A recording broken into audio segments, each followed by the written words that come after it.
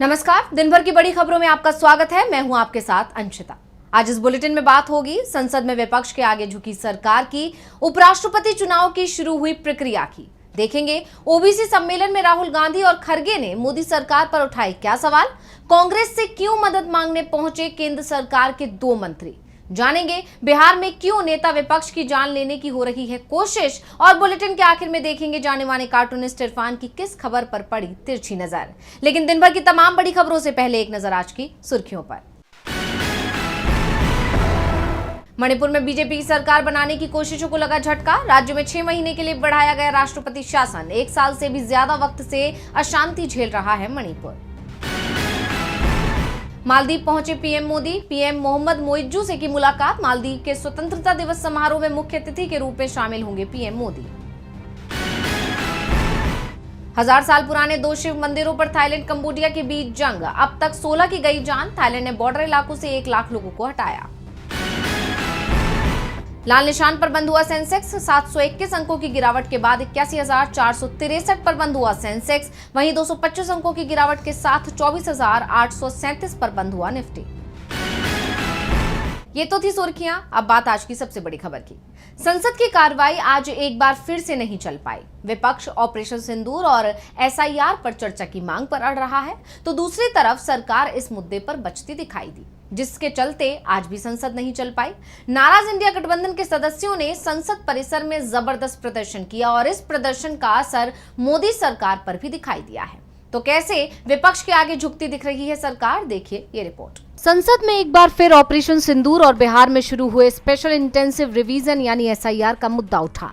विपक्ष पहले ही दिन से इन दोनों ही मुद्दों पर चर्चा की डिमांड कर रहा है। सरकार की तरफ से भरोसा तो दिलाया जा रहा था कि कम से कम वो ऑपरेशन सिंदूर पर चर्चा कराएगी, लेकिन कब कराएगी ये नहीं बताया जा रहा था, जिससे मैसेज यही जा रहा था कि सरकार चर्चा को तैयार नहीं है। संसद सत्र कब शुरू होगा ये बात 50 दिन पहले बता दी जाती है, लेकिन ऑपरेशन सिंदूर पर चर्चा कब होगी ये बताने को सरकार तैयार नहीं हो रही थी, और एसआईआर पर चर्चा कराएगी भी इसका भी जवाब नहीं दे रही है, जिससे नाराज विपक्षी सांसदों ने संसद परिसर में जबरदस्त प्रदर्शन किया, एसआईआर के पोस्टर फाड़े और उन्हें डस्टबिन में फेंक दिया। सरकार और विपक्ष के बीच चल रहे इस टकराव के चलते संसद की कार्रवाई इस सप्ताह चल ही नहीं पाई, जिसके बाद लोकसभा अध्यक्ष ओम बिरला ने दोनों ही पक्षों के नेताओं के साथ बैठक बुलाई। इस बैठक में विपक्ष की मांग के आगे सरकार झुकती दिखाई दी और ऑपरेशन सिंदूर पर चर्चा कराने को तैयार हो गई। अब 28 जुलाई से लोकसभा की कार्रवाई नियमित तरीके से चलेगी। इसके साथ ही ऑपरेशन सिंदूर पर चर्चा शुरू होगी।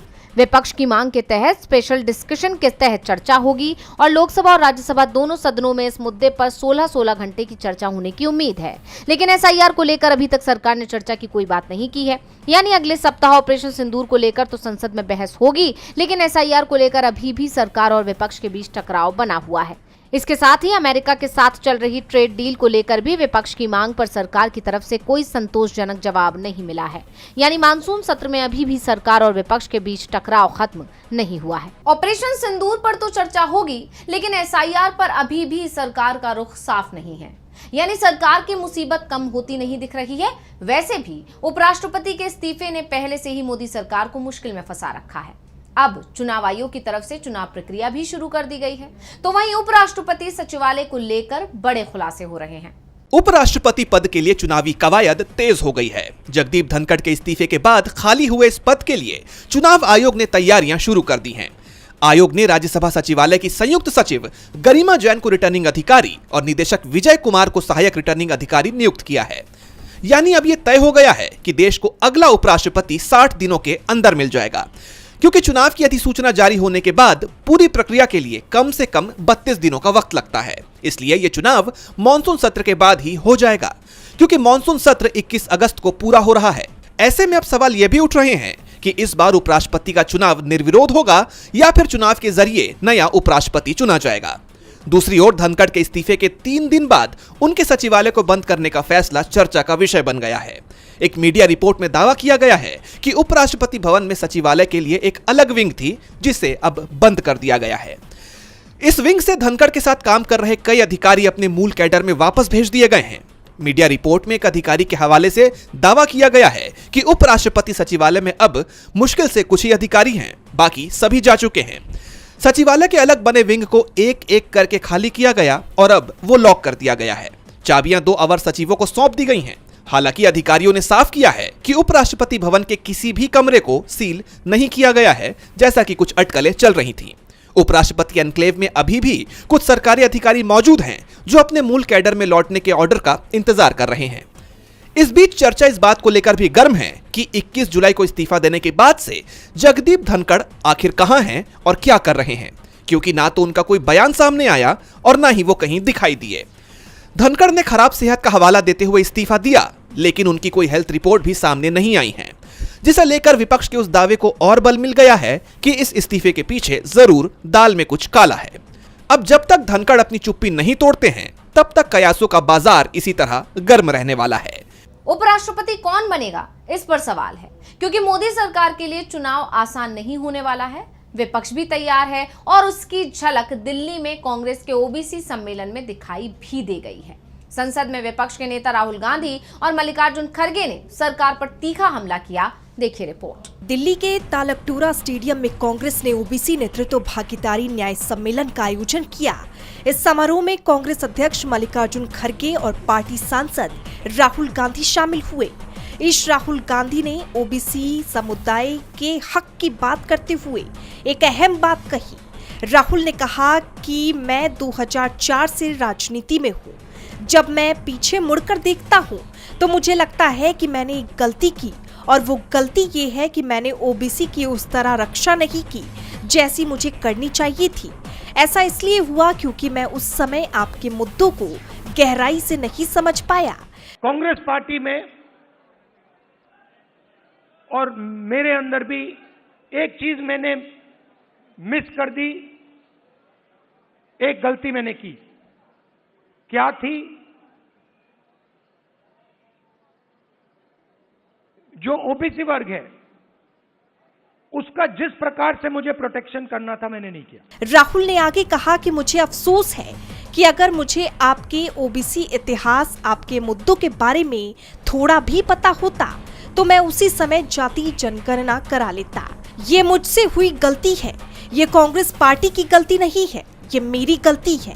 मैं उस गलती को सुधारने जा रहा हूँ। इस मौके पर कांग्रेस अध्यक्ष मल्लिकार्जुन खड़गे ने भी केंद्र सरकार पर तीखा हमला बोला।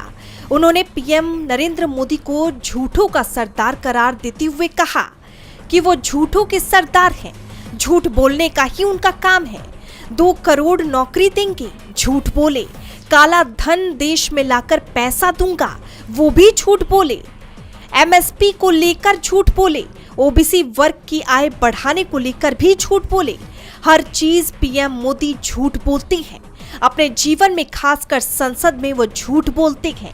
आप लोगों को समझना चाहिए, ये देश को गुमराह कर रहे हैं। खड़गे ने ये भी कहा कि राहुल गांधी पिछड़ों और दलितों के लिए लगातार लड़ रहे हैं, और अगर लोकसभा चुनाव में कांग्रेस को 30 और सीटें मिली होती तो वो कांग्रेस आज सत्ता में होती।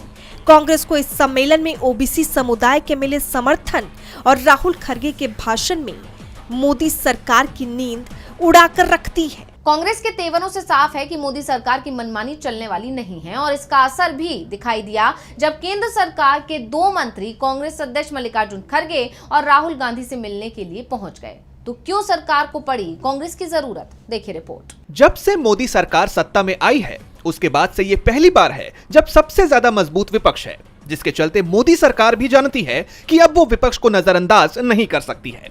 जिसकी एक तस्वीर सामने आई 25 जुलाई को, जब लोकसभा में विपक्ष के नेता राहुल गांधी और राज्यसभा में विपक्ष के नेता मल्लिकार्जुन खड़गे से मिलने संसदीय कार्य मंत्री किरण रिजिजू और कानून मंत्री अर्जुन राम मेघवाल संसद परिसर स्थित उनके कार्यालय पहुंचे।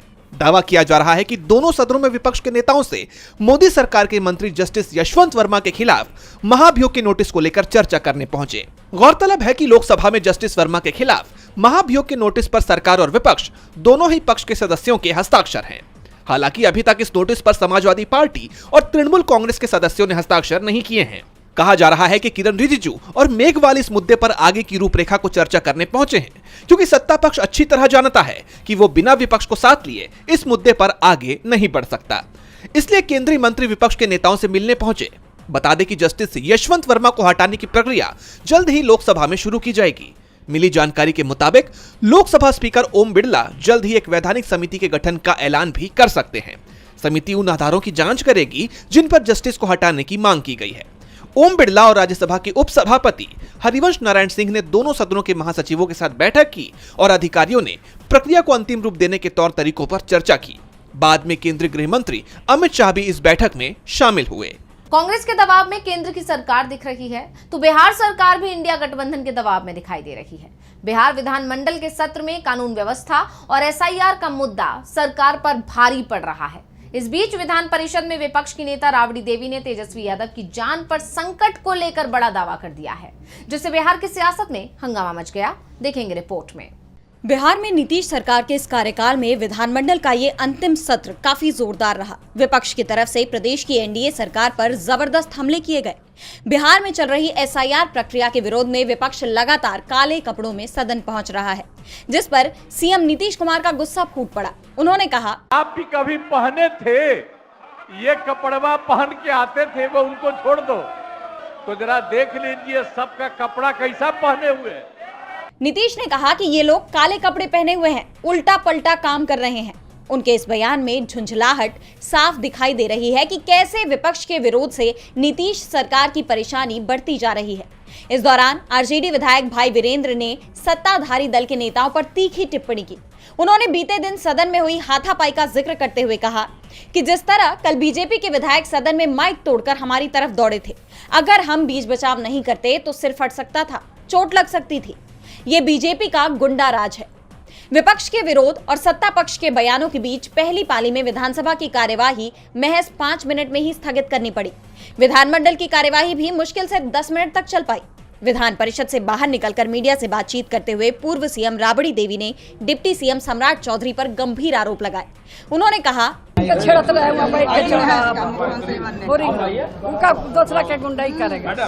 दरअसल बीते दिन सदन में सम्राट चौधरी ने आरजेडी नेता तेजस्वी यादव पर हमला करते हुए कहा था कि जिसका बाप अपराधी हो वो क्या बोलेगा, और अब राबड़ी देवी का ये पलटवार सामने आया है। इसके अलावा उन्होंने तेजस्वी की जान को खतरे का भी मुद्दा उठाया। अंतिम दिन भी सदन में काफी गहमा गहमी रही। लंच के बाद दोबारा शुरू हुई कार्यवाही भी मात्र 13 मिनट 43 सेकंड में अनिश्चित काल के लिए स्थगित कर दी गई। यानी बिहार विधानमंडल का ये मॉनसून सत्र हंगामे की भेंट चढ़ गया। एनडीए की सरकार केंद्र में हो या राज्य में मुश्किल में दिख रही है, तो मुश्किल में इस समय अमेरिका का दोस्त इजराइल भी दिख रहा है। फ्रांस की तरफ से फिलिस्तीन को लेकर बड़ा फैसला लिया गया है, जिसने इजराइल के साथ अमेरिका की भी चिंता बढ़ा दी है। तो क्या है फ्रांस का फैसला जिसने दुनिया भर में मचा दी है हलचल? देखिए रिपोर्ट।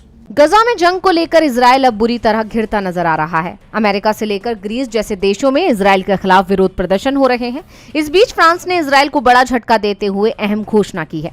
फ्रांस के राष्ट्रपति इमैनुअल मैक्रो ने फिलिस्तीन को मान्यता देने का ऐलान किया है। उन्होंने कहा कि फ्रांस फिलिस्तीन को अलग देश के रूप में मान्यता देगा। सितंबर में संयुक्त राष्ट्र महासभा में इसका ऐलान होगा। आज सबसे जरूरी है कि गजा में युद्ध को रोका जाए और लोगों को बचाया जाए।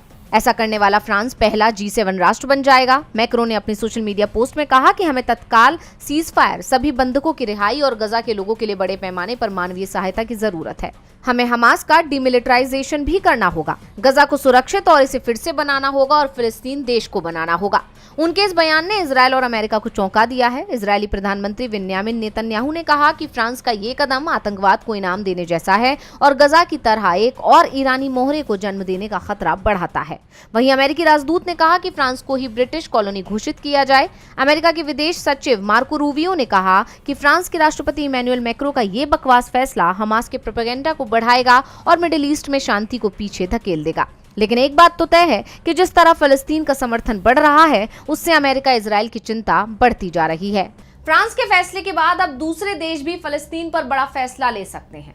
भारत में आपत्तिजनक कंटेंट दिखाने वाले OTT प्लेटफॉर्म्स पर बड़ा फैसला लिया गया है। कई बार इन पर बैन लगाने की मांग उठ चुकी है। सरकार की तरफ से इन्हें लेकर बड़ा कदम उठाया गया है और सरकार ने 25 OTT प्लेटफॉर्म्स के खिलाफ बड़ा एक्शन ले लिया है। तो क्या है पूरा मामला, क्यों सरकार के निशाने पर आए ये OTT प्लेटफॉर्म्स, जानने के लिए देखिए ये रिपोर्ट। OTT प्लेटफॉर्म्स को लेकर देश की जनता दो गुटों में बटी हुई है। कई लोग ऐसे हैं जिन्हें इन प्लेटफॉर्म्स पर दिखाई जाने वाली चीजों से आपत्ति है, तो कई ऐसे भी लोग हैं जो इनकी वकालत करते हैं। ये बहस तो खत्म नहीं हो रही, लेकिन इस बीच सरकार की तरफ से बड़ा एक्शन ले लिया गया है। केंद्र सरकार ने 25 OTT प्लेटफॉर्म्स पर बैन लगाने की घोषणा की है। सरकार का कहना है कि ये ऐप्स एंटरटेनमेंट के नाम पर अश्लील और आपत्तिजनक वीडियो परोस रहे थे। केंद्र ने नोटिफिकेशन जारी कर इंटरनेट सर्विस प्रोवाइडर को इन OTT ऐप्स और वेबसाइट्स को ब्लॉक करने के निर्देश दिए हैं। जिन OTT ऐप्स पर बैन लगाया जा रहा है उनमें फिल्म और टीवी प्रोड्यूसर एकता कपूर का ऑल्ट, IIT कानपुर से ग्रेजुएट विभू अग्रवाल का उल्लू, देसी फ्लिक्स, हिट प्राइम जैसे फेमस प्लेटफॉर्म भी शामिल है। सरकार ने सूचना प्रौद्योगिकी अधिनियम 2000 और IT नियम 2021 यानी intermediary guidelines and digital media ethics code के तहत ये कार्रवाई की है। सरकार का कहना है कि इनमें से कई ऐप्स और वेबसाइट्स सरकार की तरफ से निर्धारित कंटेंट सर्टिफिकेशन को बाईपास कर रहे थे और IT एक्ट 2021 के नियमों का भी उल्लंघन कर रहे थे। सूचना और प्रसारण मंत्रालय MIB ने संबंधित एजेंसियों को इन ऐप्स और वेबसाइट्स को बैन करने से जुड़े आदेश जारी किए हैं, लेकिन सरकार की तरफ से ये कोई पहली ऐसी कार्रवाई नहीं है। इससे पहले मार्च 2024 में सरकार ने अश्लील कंटेंट को लेकर ही 18 OTT प्लेटफॉर्म्स पर बैन लगाया था। साथ ही 19 वेबसाइट्स, 10 ऐप्स और 57 सोशल मीडिया हैंडल्स भी ब्लॉक कर दिए गए। लेकिन सवाल ये है कि क्या इससे अश्लील कंटेंट का प्रचार प्रसार रुक जाएगा? और बुलेटिन के आखिर में देखेंगे जाने माने कार्टूनिस्ट इरफान की किस खबर पर पड़ी तिरछी नजर।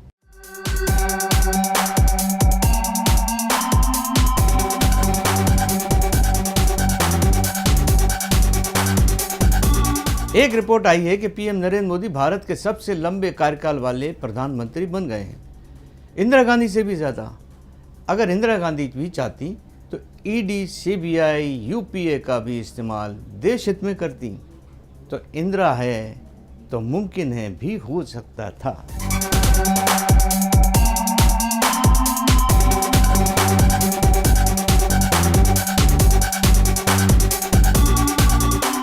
बहुत बहुत शुक्रिया इरफान जी। तो आज इस बुलेटिन में इतना ही। आप देखते रहिए DV लाइव और मुझे दीजिए इजाजत। नमस्कार।